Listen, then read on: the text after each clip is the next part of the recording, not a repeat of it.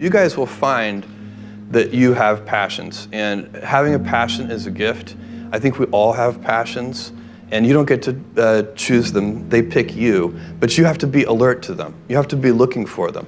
And when you find your passion, it's a fantastic gift for you because it gives you direction, it gives you purpose.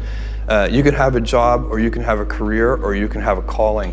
And the best thing is to have a calling. And if you find your passion, you'll have that, and all your work won't feel like work to you. Many kids and many grown-ups do figure out over time what their passions are. And sometimes we let I don't think it's that hard. I think what happens though sometimes is that we let our intellectual selves overrule those passions. And so that's what needs to be guarded against. My job, one of my jobs as the leader of Amazon, is to encourage people to be bold. And people love to focus on things that aren't yet working. And that's good, it's human nature. That kind of divine discontent can be very helpful. But it's incredibly hard to get people to take bold bets. And you need to encourage that. And if you're gonna take bold bets, they're gonna be experiments. And if they're experiments, you don't know ahead of time whether they're gonna work.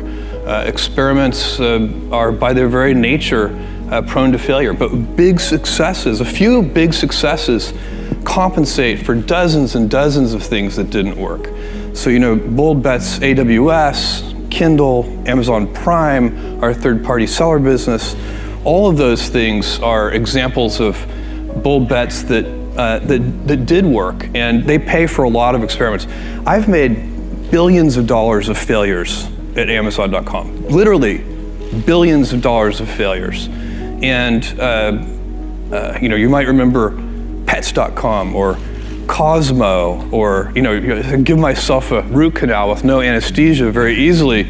None of those things are fun, but they don't matter. What really matters is companies that don't continue to experiment, companies that don't embrace failure, they eventually get in a desperate position where the only thing they can do is make a kind of Hail Mary bet at the very end of their corporate existence. Whereas companies that are, making bets all along, even, big bets, but not bet the company bets. I don't believe in bet the company bets. That's when you're desperate. That's the last thing you can do. It's not, you could be out of work and have terrible work-life balance. Even though you've got all the time in the world, right. You could just feel like, oh my God, I'm miserable, and you would be draining energy.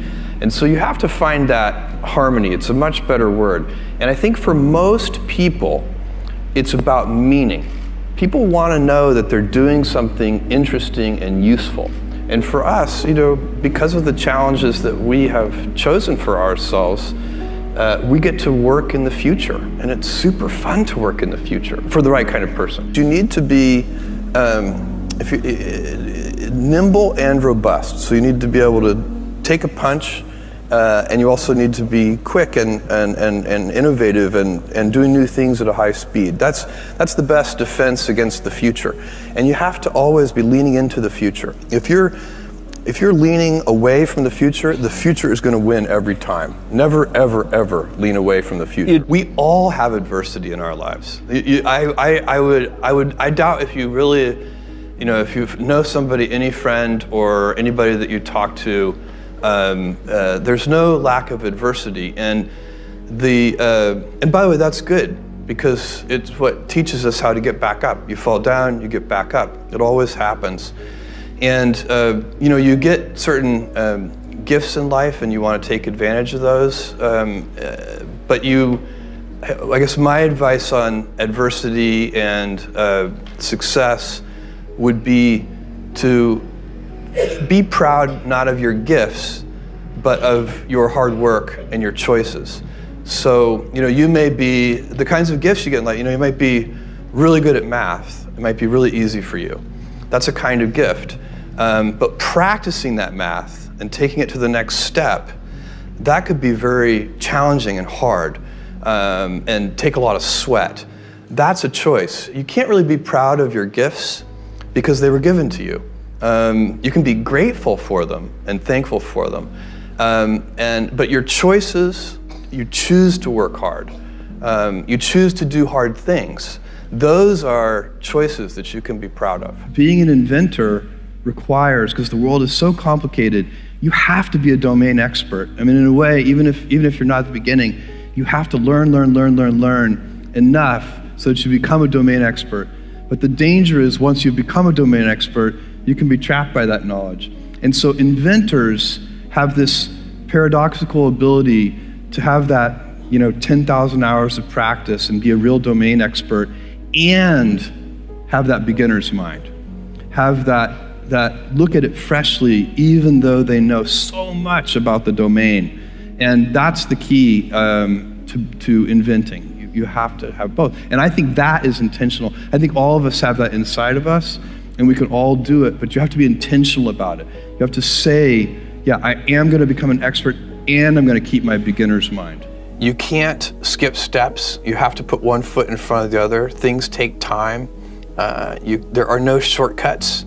And but you want to do those steps with passion and ferocity. It's easy to have ideas. It's very hard to turn an idea into a successful product. There are a lot of steps in between, and it takes persistence, relentlessness.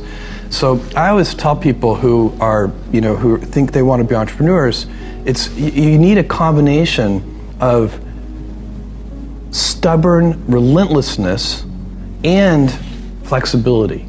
And you have to know when to be which. And basically you need to be stubborn on your vision, because otherwise it'll be too easy to give up. But you need to be very flexible on the details, because as you go along pursuing your vision, you'll find that some of your preconceptions were wrong, and you're going to need to be able to change those things. So I think taking an idea successfully all the way to the market and turning it into a real product that people care about and that really improves people's lives is a lot of hard work. Don't try to chase what is kind of the hot passion of the day. I think we actually saw this, I think you see it all over the place in many different contexts, but I think we saw it in the internet world quite a bit, where at the sort of peak of the sort of internet mania in say 1999, you found people who were very passionate about something. They kind of left that job and decided, I'm going to do something in the internet, because it's it was almost like the the 1849 gold rush in a way. I mean, you find that people, if you go back and study the history of the 1849 gold rush, you find that at that time everybody who was within shouting distance of California was they might have been a doctor, but they quit being a doctor and they started panning for gold, and that almost never works. And even if it does work, according to some metric, financial success or whatever it might be, I suspect it leaves you ultimately unsatisfied. So you really need to be very clear with yourself. And I think one of the best ways to do that is this notion of projecting yourself forward to age 80, looking back on your life and trying to make sure you've minimized the number of regrets you have. That works for career decisions. It works for family decisions. Do you want? I have a 14-month-old son, and it's very easy for me to, if I think about myself when I'm 80, I know I want to watch that little guy grow up. And so I don't want to be 80 and think, shoot, I missed that whole thing, and I don't have the kind of relationship with my son that I wished I had, and so on and so on. So if you think about that, so I guess another thing that I would recommend to people is that they always take a long-term point of view. And I think this is something about which there's a lot of controversy. There's a lot of people, and I'm just not one of them, believe that you should live for the now. I think what you do is you think about the great expanse of time ahead of you and try to make sure that you're planning for that in a way that's going to leave you ultimately satisfied. So this is the way it works for me. And I mean, everybody needs to find that for themselves. So I think there are a lot of paths to satisfaction, and you need to find one that works for you.